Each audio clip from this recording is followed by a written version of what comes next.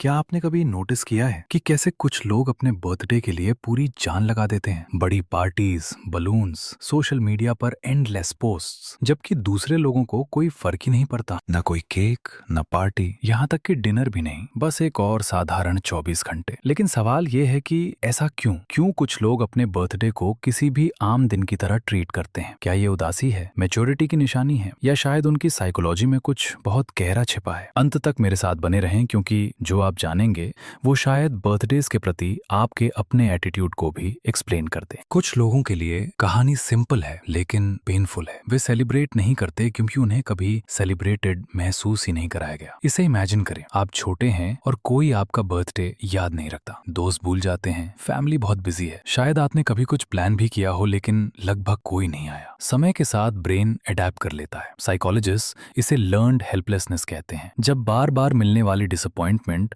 आपको अच्छी चीजों की उम्मीद करना छोड़ने के लिए ट्रेन कर देती है, तो आखिरकार बर्थडे बस एक और दिन बन जाता है। इसलिए नहीं कि उन्हें फर्क नहीं पड़ता, बल्कि इसलिए क्योंकि फर्क पड़ने से बहुत दर्द होता। फिर एक दूसरा ग्रुप आता है, वे लोग जो लाइफ की फास्ट पेस में फंसे हुए हैं। Work deadlines, studies, family responsibilities. Birthday आता है और इससे पहले कि वे सिर उठाकर देखें, आधा दिन बीत चुका होता है। ऐसा नहीं है कि वे भूल गए, बात यह है कि मॉडर्न लाइफ एक तरह का टाइम ब्लाइंडनेस पैदा कर देती है। जब आपका 10 बजे का काम 12 बजे हो जाता है, ब्रेन टास्क से इतना ओवरलोड हो जाता है, तो स्पेशल डेज स्पेशल लगना बंद हो जाते हैं। उनके लिए बर्थडे को इग्नोर नहीं किया जाता, वो बस बाकी सब चीजों के बीच दब जाता है। और अंत में एक तीसरा ग्रुप है, उन्हें पता है कि उनका बर्थडे है, उन्हें बस उसे सेलिब्रेट करने की जरूरत महसूस नहीं होती। ये लोनलीनेस नहीं है, ये बिजीनेस भी नहीं है, ये असल में एक तरह की इमोशनल इंडिपेंडेंस है। साइकोलॉजी की स्टडीज दिखाती हैं कि जो लोग अपनी सेल्फ वर्थ को एक्सटर्नल वैलिडेशन